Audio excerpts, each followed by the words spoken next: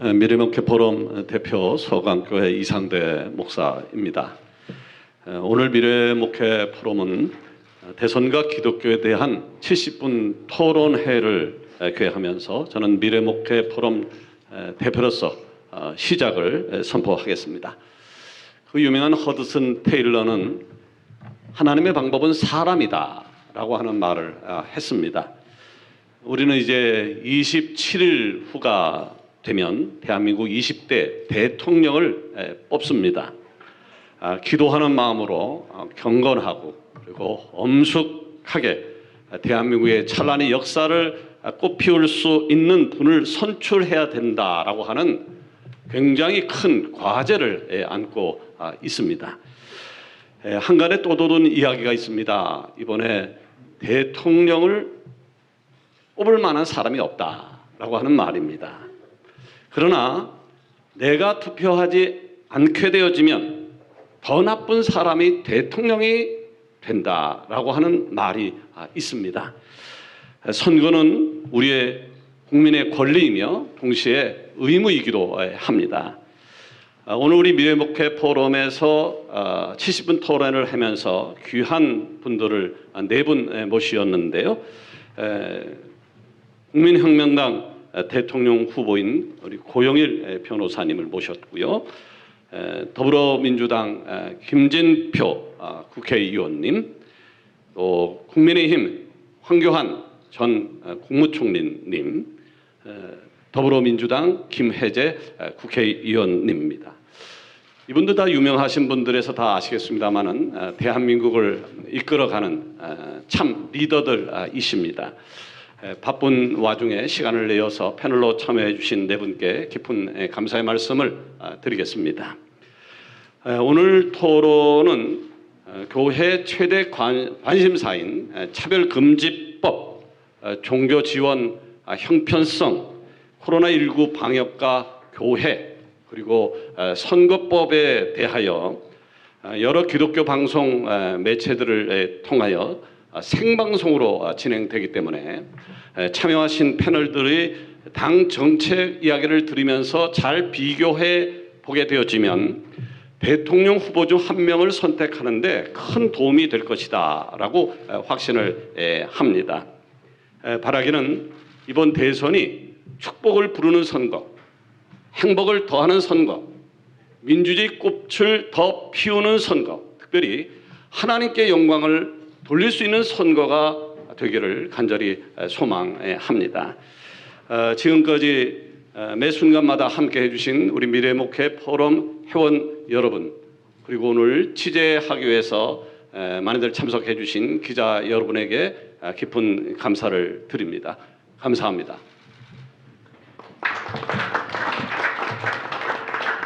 이번에 기독교 포럼, 우리 미래목회 포럼의 사회를 맡게 된 심상영 목사입니다.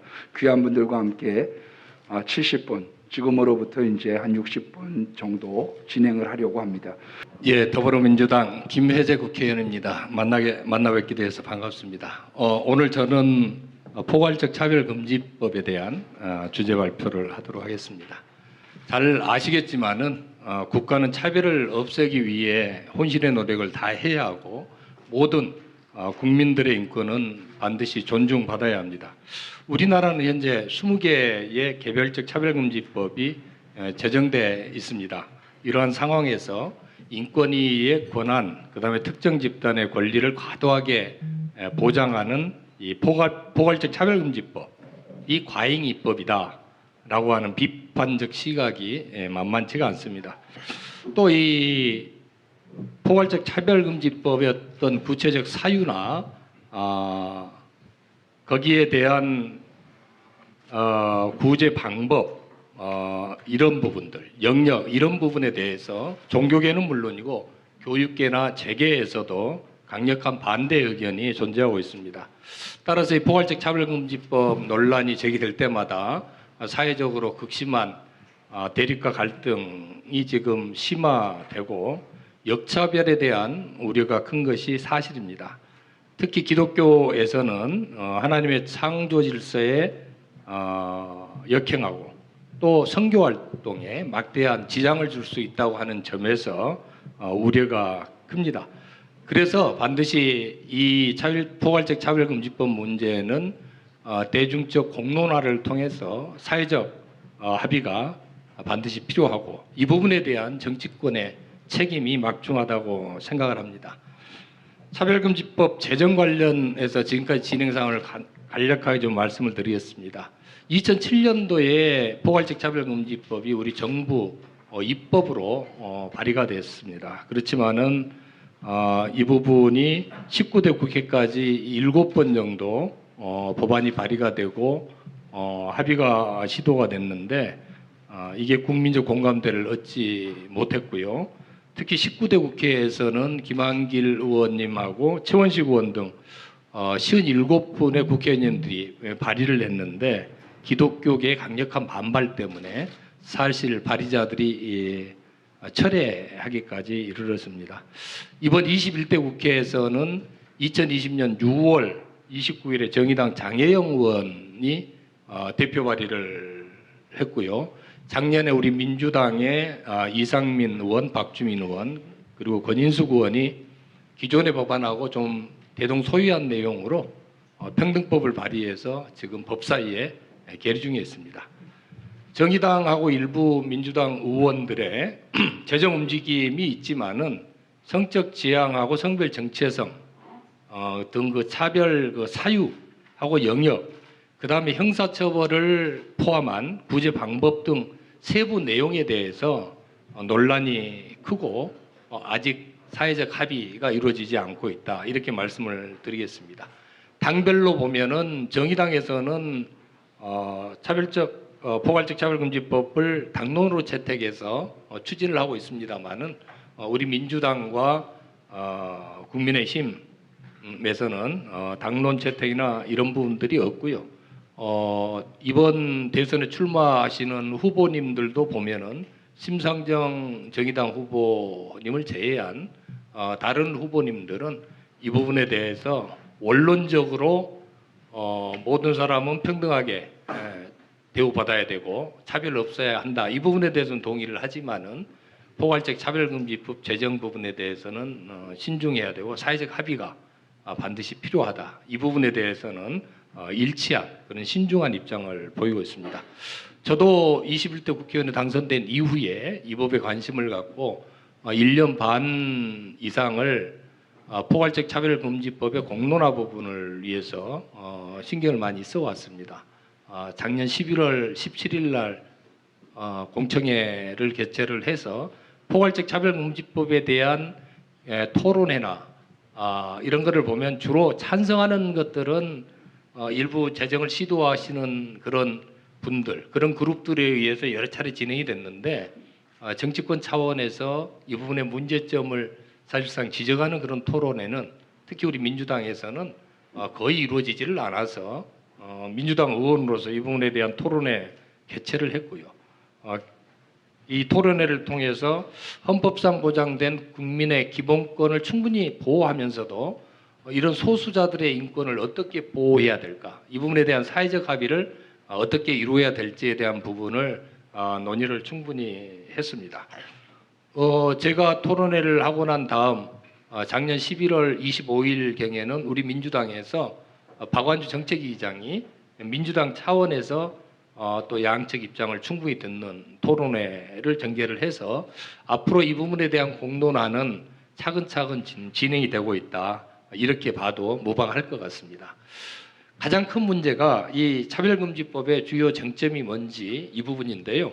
무엇보다도 포괄적 차별금지법에 포함되어 있는 사유 부분이 가장 큰 이슈가 되고 있는 것 같습니다. 특히 우리 목사님들을 비롯해서 우리 교계 성도님들은 잘 아시겠지만은 성적 지향하고 성별 정체성 부분을 과연 포괄적 차별금지법에 집어넣어서 다른 사유들하고 동등한 가치를 부여하는 그런 사유로 집어넣는 게 과연 옳으냐, 이 부분이 가장 큰 쟁점이 되고 있고요. 이 부분은 2007년도에 맨 처음 포괄적 차별금지법을 정부 입법으로 발의할 때도 이 부분이 문제가 됐습니다. 이 포괄적 차별금지법을 제정하시는 분들은 이 두 가지 사유를 집어넣어서 제정을 하려고 했지만은 그 당시의 사회적 그 여론이나 이런 부분들이 그건 안 된다고 했기 때문에 정부에서도 이런 성적 지향 사유를 제외하고 정부 입법으로 다른 사유들만 열거해서 법을 발의를 했는데 그 부분이 정의당에 의해서 허용되지 않았습니다. 정의당 입장에서는 성적 지향하고 성별 정체성이 들어가 있지 않는 포괄적 차별금지법은 이미 의미가 없다 이렇게 보고 2007년부터 그 두 가지 사유를 집어넣어서 제정하려고 계속 시도를 하고 있다는 말씀을 드리겠고요. 또 하나는 이 부분이 이 성적 지향이나 성별 정체성 부분은 사실 법적 판단 이전의 도덕적 부분에서 과연 이 부분을 어떻게 할지에 대한 공론화나 사회적 합의가 이루어지지 않고 있습니다. 도덕적 차원의 보통 법으로 규정을 하려면은 도덕적 부분에서 도덕에 위반되는 것은 당연한 것이고 그거를 도덕의 기준 거기에만 머물러 놓지 않고 법적 차원으로 끌어들여서 못하도록 제재하는 강제 규범을 만드는 것인데 이 성소수자 부분에 대한 보호 부분에 있어서는 도덕적이나 종교적인 영역에서 아직도 논란이 되고 있기 때문에 그 부분을 어떻게 도덕적 부분, 도덕적 가치 부분이 혼재되어 있는 이 부분을 어떻게 법적 영역으로 끌어올릴 수 있겠느냐 이런 논란이 여전히 있어서 사회적 합의가 쉽지 않고 그거를 법의 영역으로 끌고 갔을 때 가행 입법이 되고 법적 논란도 문제가 될 수 있다. 이런 시각이 존재를 하고 있습니다. 실질적으로 이 포괄적 차별금지법이 법제화된다 그러면은 실제로 그 성소수자나 동성애나 이런 부분에 대해서 반대할 수 있는 이런 반대 토론회를 여는 것 자체도 혐오에 해당된다. 이런 판단을 받을 가능성이 높습니다.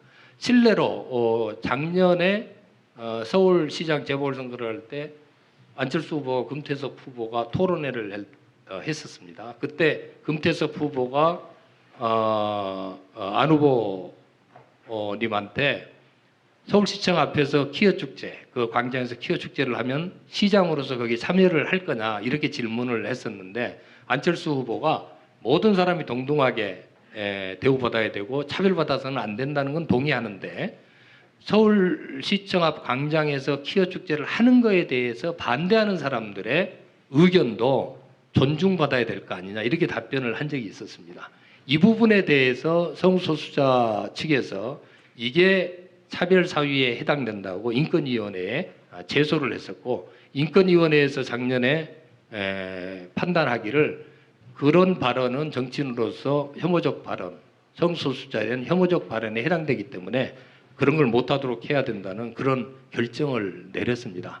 그럼 그런 부분들이 혐오 발언이 되고 만일 처벌의 영역까지 간다고 그랬을 때 성소수자, 동성애나 이런 부분에 대해서는 어느 누구도 그 말을 입에 담을 수 없는 이런 상황까지 가기 때문에 이 부분이 과연 우리가 수용할 수 있겠느냐 이런 부분이 좀 문제가 되고요. 또 하나는 대부분의 법이 지금 이 법안에 따라서는 내용들이 좀 다르긴 합니다만은 기본적으로는 위반한 사람에 대한 그 처벌을 여러 가지로 좀 규정을 하고 있는데 1차적으로는 이제 시정명령을 내리고 시정명령에 불응하면은 이행강제금 부과를 해서 그걸 강제를 하고 그 다음에 그것도 안 하면 징벌적 손해배상 일반 손해배상은 뭐 당연한 것이고 징벌적 손해배상 제도를 도입을 하고 또 형사처벌을 하고 거기다가 국가에서 성소수자를 보호하기 위해서 국가 변호사를 무료로 지원을 하고 심지어 입증 책임까지도 전환을 특히 입증 책임 전환이라고 하는 것은 우리 법체계에서 아주 예외적인 경우에 해당되는 건데 그런 부분까지 지원을 해서 성소수자나 이런 부분을 그렇게까지 보호를 한다 그랬을 때 과연 거기에 대해서 다른 도덕적 기준이나 다른 생각을 가지고 있는 사람들의 표현의 자유라든지 양심의 자유라든지 종교의 자유라든지 이런 부분들은 어떻게 되겠느냐 하는 우려가 있습니다. 그리고 이제 또 하나 좀 저희들이 생각해야 될 거는 포괄적 차별금지법이 제정이 됐을 때 이 부분이 동성결혼 합법화로 이어질 가능성이 굉장히 높다. 이 부분을 고려를 해야 됩니다. 실질적으로 포괄적 차별금지법을 주장하시는 분들한테 그러면은 동성혼 합법화를 찬성하느냐 이리 물어보면은 옛날에는 동성혼 합법화까지는 생각을 안 하고 있다 답변을 하는데요. 요즘은 당연히 동성혼 합법화도 인정돼야 된다 이렇게 주장을 하고 있습니다.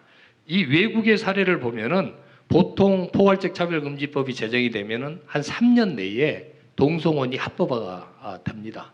영국을 보면은 2010년에 포괄적 차별금지법이 도입이 되고 2013년에 동성혼이 합법화됐습니다.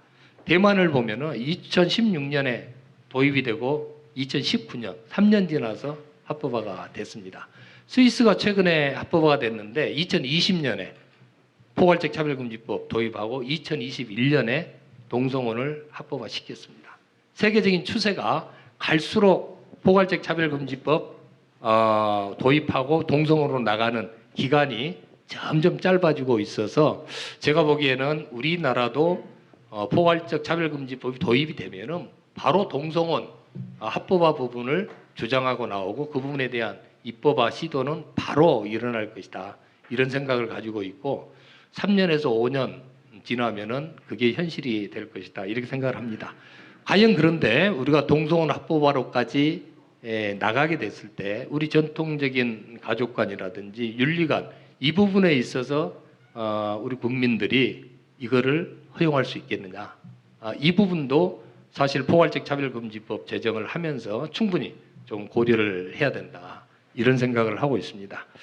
마무리 말씀을 드리겠습니다. 우리 한국교회가 포괄적 차별금지법을 반대하고 있습니다. 그렇지만은 한국교회가 성소수자를 차별하거나 혐오하자는 취지는 아닙니다. 그렇게 하고 있지도 않습니다. 우리 한국교회가 한 생명이 천하보다 귀하고 성소수자를 포함한 모든 사람들이 하나님 앞에서 죄인이라고 하는 그 생각을 가지고 있지 않습니까?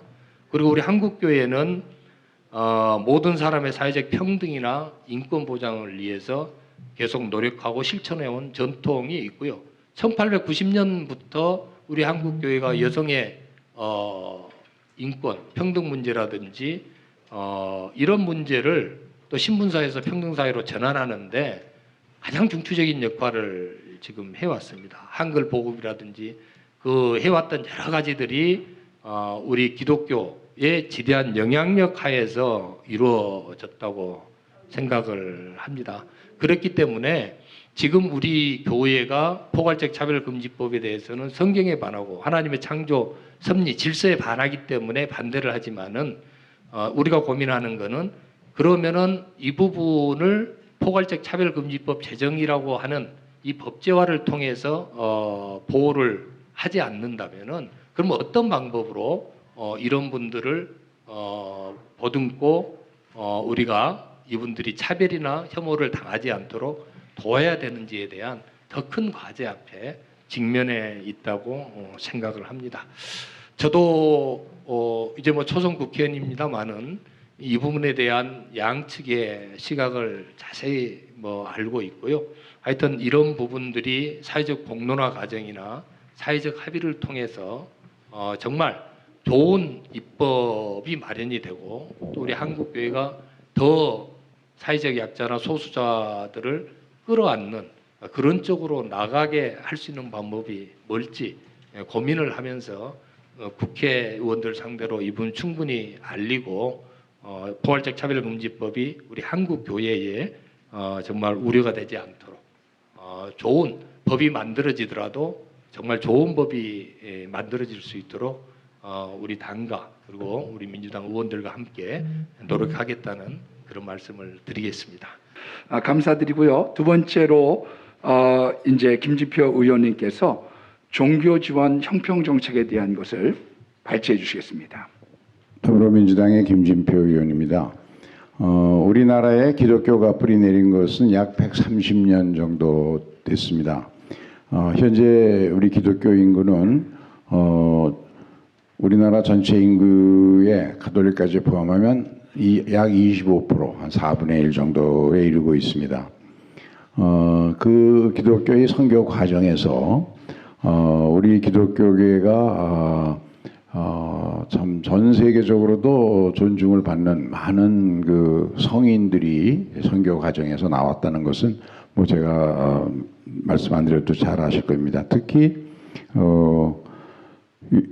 한국전 동란 시절에 두 아들을 죽인 그 공산당 청년을 양자로 입양해서 잘 키웠고 그 양자의 아들을 목사로 만들어내신 손양원 목사님의 그 이야기는 정말 원수를 사랑하라는 그 성경 말씀을 몸소 실천한 그런 사례이기 때문에 국내외 어느 곳에서든지 존경받고 있어서 그 손양원 목사님의 고향과 그리고 선교하는 지역을 성지화하고 현대 사회에 좋은 유적지로 하자는 움직임이 기독교계를 중심으로 또 여수시에서 있었습니다. 그런데 특정 종교에 대한 뭐 정지와 지원 이런 이유로 그때 채택이 안 돼서 그랬고요. 그리고 또 한 가지 3.1운동 당시에 당시 통계를 보면 전체 국민 중에 기독교인의 인구 비율이 한 2% 내외밖에 안 됐는데 33인의 대표자 중에서 16사람이 기독교인이었고 그리고 3.1운동이 전국적으로 확산하는 데에 기독교가 결정적인 역할을 했었고 그 과정에서 가장 큰 희생을 낳은 대표적인 사건이 경기도 화성의 제합리교회 성도들에 대한 일제 학살 사건이었습니다. 이 제합리 유적지 같은 것도 국가에서 근대화 과정에서 반드시 기리고 기억해야 할 그런 유적지로서 보존할 가치가 충분하다고 생각을 합니다. 이처럼 한국 기독교는 3.1운동의 성공에 결정적인 역할을 하고 또 그 뒤에 상해 임시정부를 구성하고 또 독립운동을 한 주도 세력이 다 기독교인들이었습니다. 그런 점 등을 보면 한국 기독교가 그런 독립운동 그리고 교육, 의료, 사회복지 분야에서 우리 대한민국의 오늘날의 발전을 만들어내는데 상당히 큰 역할을 했고 후세의 우리 자손들이 반드시 기억하고 해야 할 그런 것들이 사례가 많이 있다. 그런데도 지금 법률적으로 이것을 지원해야 할 근거가 마련되어 있지 않습니다. 불교와 유교는 잘 아시는 것처럼 전통 사찰의 보존 및 지원에 관한 법률, 향교재산법 등이 제정이 돼 가지고 문화재 보존 차원에서 매년 정기적으로 정부로부터 예산 지원을 상당한 금액 받고 있습니다만은 기독교와 천주교, 원불교 등 근대 종교는 보존할 가치가 있는 그 문화유산이 많이 있음에도 아직 이 문제들을 법적 제도적으로 지원하는 입법적 장치가 마련되어 있지 않습니다. 최근에 그 한국교회 총연합회 등을 중심으로 해서 논의되고 있는 근대 종교문화자원보존법, 저는 이 입법이 반드시 필요하다고 생각하고 국회 내에 이 법과 함께 심의 되고 논의될 수 있는 몇 개의 법안들이 있어서 우리 당에서는 이 한교총에서 근대 종교문화자원보존법이 만일 발표가 되고 제안이 되면 우리 기독교계와 잘 협의해서 이 법이 입법될 수 있도록 적극적으로 노력하고 또 그 공감대를 확산시켜 나가겠다는 그런 말씀을 드립니다. 이상입니다. 네, 감사합니다. 교회발 코로나 네, 이어서 교회발 코로나 말씀하실까요? 예. 제가 이 교회발 코로나의 문제에 대해서는 이미 토론 과정을 통해서 다 말씀을 드렸습니다. 정말 이것은 우리 국민의 가장 중요한 핵심 가치인 종교의 자유에 대한, 저는 제가 가분해서 그런지 몰라도 명백한 종교의 자유 침해라고 생각합니다. 위헌이고 반헌법적이라고 생각을 합니다. 이 부분에 관해서 저는 우리 교회가 같이 분명한 목소리를 내야 되고 또 특별히 정치를 하는 분들이 교회를 좀 지킬 책임도 사실은 있다 이런 생각을 합니다. 뭐 물론 유권자 중에는 크리스천도 있고 아닌 사람도 있습니다만은 그러나 크리스천이 아닌 분들의 자유도 우리가 최대한 지켜드리고 또 크리스천들의 자유는 이 뭐 성경에 또 다른 종교와 다른 규정도 있지 않습니까? 그걸 지킬 수 있도록 충분하게 배려를 해 주시는 게 좋겠다 하는 말씀을 드립니다. 두 번째로 백신 정책에 대한 말씀을 주셨는데 뭐 저는 사실은 작년 5월 달에 미국에 백신을 좀 달라. 우리 나라가 지금 백신 대처를 잘 못해서 백신 준비가 안 돼 있는데 우리가 미리 이제 선구매가 되지 않았지만은 그러나 미국은 뭐 오랜 동맹 관계 아니냐. 그래서 좀 많이 도와달라. 뭐 이걸 얘기하기 위해서 미국에 갔었습니다. 저는 그때만 해도 백신이 안 맞는 것보다는 맞는 게 낫다. 우리도 주변에 있는 친구들도 그렇고 이렇게 얘기를 했고 또 그 당시만 해도 이제 백신의 부작용에 대해서는 큰 얘기가 없었기 때문에 백신 맞는 것이 더 낫다 이런 생각으로 갔다 왔습니다만은 그 뒤에 보니까 백신을 맞은 분들이 당하는 어려움들이 너무 많아지는 거예요. 그러니까 멀쩡하게 백신 안 맞으면 코로나 이제 이렇게 뭐 2주 3주 고통받으면 낫고 그다음에 이제 뭐 면역이 생기는데 오히려 백신을 맞았더니 갑자기 사망하는 사람도 생겨나게 되고 뭐 제가 몇 분의 피해자도 만나봤습니다만은 남편이 멀쩡하던 남편이 직장 나가기 위해서 백신을 맞았는데 이게 스물스물 악화되더니 이제는 백혈병이 돼버렸다는 거예요. 그 아버지가 백신 맞고 백혈병 앓고 고생하는 걸 보고서 어떻게 맞겠습니까? 그러니까 아들도 이제 백신을 안 맞았어요. 그랬더니 이제 직장에 문제가 생긴 겁니다. 밖에 나갈 수도 없게 돼버리고 그래서 정말 가정이 갑자기 그냥 아주 평지풍파에 빠지게 됐다는 얘기를 제가 직접 들으면서 정말 가슴이 아팠습니다. 이 백신의 안전성에 대해서는 정말 그 정밀한 이런 점검이 아직 안 된 상태입니다. 임상이 보통은 3상까지 가야 되는데 2상 마친 상태에서 이제 긴급 사용 승인이 난 것이거든요. 그래서 이런 측면에서 결국 그런 판단이 뭐냐? 참 어려운 판단이지만 우리는 자유민주주의 국가니까 이것을 국민에게 판단을 맡겨야 된다. 이런 생각을 갖습니다. 그런데 지금 이 정부에서 진행되고 있는 백신 정책은 뭐 다 아시겠지만 백신 패스 정책을 강행하고 있습니다. 백신을 맞지 않으면 못 가는 것들이 많아지는 것이죠. 백신 없으면 패스 못하는 곳이 많아지는 것이죠. 이것은 또한 저는 자유민주 국가에서는 있어서는 안 된 일이다 이렇게 생각을 합니다. 백신으로 내가 내 건강을 지킬 것인지 또는 내 스스로의 자연력을 통해서 회복을 해 나갈 것인지 또 코로나 치료를 한다고 하는 것도 뭐 별게 없다고 그래요. 그런 상황이니까 내가 스스로 자가 면역을 하겠다.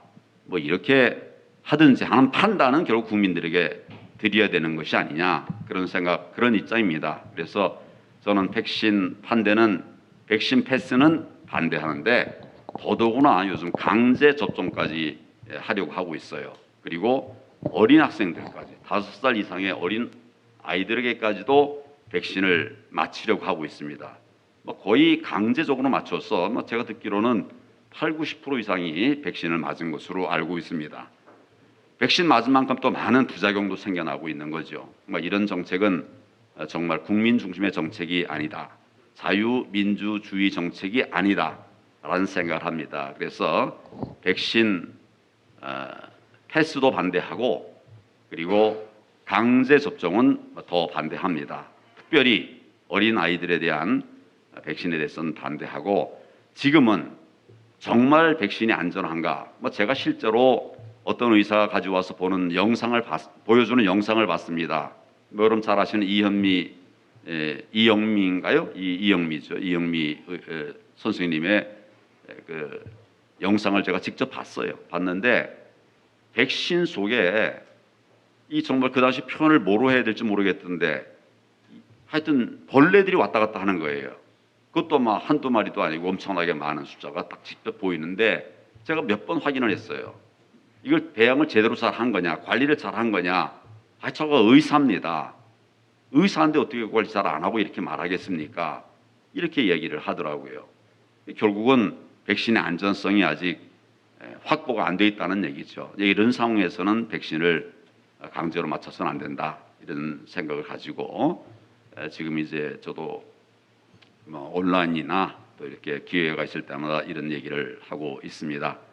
백신의 안전성이 확보될 때까지는 강제로 맡겨서는 안 되고 우리 국민들의 자유에 맡겨야 된다. 뭐 이런 정도로 발제하겠습니다. 네, 너무 감사드리고요. 우리 선거법에 대해서 고용일 변호사님 한 3분 정도 말씀해 주시면 감사하겠습니다. 네. 예, 워낙 많이 질문하면서 말을 해가지고 짧게 하겠습니다. 예, 국민혁명당 부대표이자 대선 후보자 고영일 변호사입니다. 연변 과기대 가서 한번 강의를 한 적이 있었는데 대선을 대한민국에서는 국민 스스로가 그들 표현에 의하면 인민 스스로가 뽑는다는 것에 대해서 굉장한 경외감을 가지고 있었습니다. 거기는 공산당원들만 뽑으니까 즉 국민 스스로 자기의 지도자를 뽑기 때문에 이 민주주의에 꽂힌 겁니다. 그런데 대한민국의 선거제도 민주주의의 꽃은 너무 꺾이기 쉬운 허약한 꽃입니다. 그 이유는 그 취약함은 한 3개 정도로 요약할 수가 있는데 먼저는 이 사전 투표제도, 두 번째는 심판을 봐야 할 선관위 구성, 그리고 사후에 선거제도의 무효, 유효를 판단하는 재판제도의 유명무실함, 이 3가지를 우리나라 선거제도의 이 취약함으로 제가 볼 수 있다고 생각합니다. 우선 사전 투표에 대해서는 많은 분들이 이 유튜브를 통해서 이 부정선거의 개입 소지가 있음을 증거들도 많이 제출하고 이렇게 했는데 대략 제시를 하면 사전 투표 용지는 프린터로 일방적으로 외부에서도 인쇄할 수록 되어 있습니다. 그러나 본 투표 용지는 이 투표 관리관이 도장을 찍고 인쇄소에서 관리를 합니다. 인쇄소에 찍힌 거를 그다음에 꼬리표를 떼서 1년 번호를 다 관리할 수 있도록 돼 있고 끝나고 나면 그 도장까지 수거를 하는데 사전투표 관리관도 원래는 날인을 하도록 공직선거법 153 1조에서 규정하고 있는데 선거관리위원회 규칙으로 인쇄에 가름할 수 있도록 규정을 하고 있습니다. 사실은 법률 유보 원칙에 위반되는 이 선거 투표 제도가 대한민국에 도입돼서 운용되고 있기 때문에 지금까지도 이 부정선거의 논란이 그치지 않는 겁니다. 두 번째는 선거관리위원회 구성인데 원래는 공정하기 위해서 대통령이 임명하는 3인, 그다음에 대법원장이 임명하는 3인, 그리고 국회에서 3인을 임명해서 공정한 심판을 보도록 하고 있는데 현재 이제 여당이 다수당이 되다 보니까 대통령이 임명한 3인, 대통령이 임명한 대법원장이 임명한 3인, 그리고 국회에서 여당이 임명한 사람 1사람, 그리고 그 전에 미래통합당에서 임명한 사람 1사람, 8명으로 지금 구성되어 있는데 심판이 공정하게 그 투표를, 선거를 공정하게 본다는 것 자체가 요즘 베이징 동계올림픽을 생각하면 여러분들이 잘 이해할 수 있을 것 같습니다. 마지막으로 이 선거소송, 대통령 선거와 국회의원 선거 소송에 있어서는 대법원이 전속 관할을 하고 있습니다. 대법원으로 그 소송을 몰아가야 되는데 대법원에서는 공직선거법 제225조에 따라서 이거를 180일 이내에 처리하도록 아예 공직선거법에서 규정하고 있는데 대법원이 이거를 강행 규정으로 생각을 안 하고 자기들은 예시 규정으로 본다는 거예요. 그러다 보니까 어떻습니까? 180일 이내에 재판을 안 하는 겁니다. 이 내용은 부정선거를 저지르더라도 당선만 되면 선거소송을 질질 끌면 여러분들 국회의원들 임기 다 해먹습니다. 대통령 임기 다 해먹습니다. 왜? 180일 이내 6개월 내에 판결을 안 하니까 이렇게 유명무실화된 공직선거법 220여 이것 때문에 결국 이런 크게는 이 세 가지를 가지고 대한민국 선거제도가 취약함을 여러분들에게 말씀드렸는데 앞으로 대선이나 국회의원 선거나 이런 부분들이 시정되지 않으면 부정선거가 개입될 소지와 논란은 여전히 유지되고 나중에는 선거 자체를 통해서 히틀러가 그 좋은 바이마르 공화국을 다 뒤집어 엎고 나치를 만들었던 것처럼 대한민국도 그렇게 될 여지가 상당히 크다는 점을 말씀드리겠습니다. 감사합니다. 네, 감사합니다. 우리 미래목표 포럼이 지향하고 있는 것은 어떤 당의 입장이 아닙니다. 독일의 경우처럼 여야에 공통적으로 정치인들의 배속이 되는 가운데 어떤 데가 잡든 우리가 가지고 있는 의견들을 소통하고 관철하고 협조하려고 하는 마음, 그런 중도적인 마음을 우리들은 가지고 있는 것입니다. 이번에 귀한 포럼에 이렇게 참석해 주시고 우리 많은 언론기관 여러분들 이렇게 내방해 주시고 취재해 주셔서 감사드립니다. 마치겠습니다. 박수로 하나님께 영광 드리겠습니다.